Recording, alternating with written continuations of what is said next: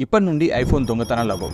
ఎందుకు? ఒకవేళ మీరే తీసుకెళ్లి దొంగ చేతికి ఫోన్ ఇచ్చినా కూడా వాడికే బొక్క. ఆండ్రాయిడ్ ఫోన్స్ అయితే సింపుల్ గా దాంట్లో ఉన్న డేటాని రీసెట్ చేసేసి చోర్ బజార్ లోనో లేదా మొబైల్ షాప్స్ లోనో సెకండ్ హ్యాండ్ ఫోన్ అని చెప్పి అమ్మేస్తారు. అదే ఐఫోన్ అయితే అందులో ఉండే రీప్లేసబుల్ పార్ట్స్ అన్నింటినీ కూడా విడదీసి ఇండివిజువల్ గా మొబైల్ రిపేర్ షాప్స్ కి గానీ లేదా third party unauthorised Apple service centres కి గానీ అమ్మేస్తారు. అందుకే కొన్ని ప్లేసెస్ లో ఒరిజినల్ ఐఫోన్ బ్యాటరీ అని చెప్పి చాలా చీప్ ప్రైజెస్ కి రిపేర్ చేసి ఇచ్చేస్తూ ఉంటారు. ఇవన్నీ కూడా ఇలాంటి స్టోలెన్ డివైసెస్ నుంచి తీసుకొచ్చినవే. దీనికోసమే యాపిల్ iOS 18 అప్డేట్ లో ఈ రీప్లేసబుల్ పార్ట్స్ అన్నిటికీ కూడా లాక్ ని పెట్టింది.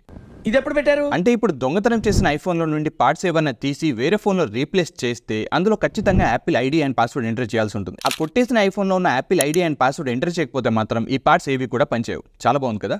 సో ఐఫోన్ యూస్ చేస్తున్న వాళ్ళందరూ కూడా వెంటనే ఈ iOS 18 కి అప్డేట్ చేసుకోండి. అండ్ ఇన్ కేస్ మీలో ఎవరైనా మీ ఐఫోన్ లో ఏదైనా పార్ట్ ని రీప్లేస్మెంట్ చేయించుంటే అండ్ అది జెన్యూన్ కాకపోతే మాత్రం iOS 18 కి అప్డేట్ చేయకండి. అండ్ అలాగే ఈ ఇంపార్టెంట్ ఇన్ఫర్మేషన్ యాపిల్ యూజర్స్ అందరికీ తెలిసేలాగా ఈ వీడియోని షేర్ చేయడం కూడా మర్చిపోకండి.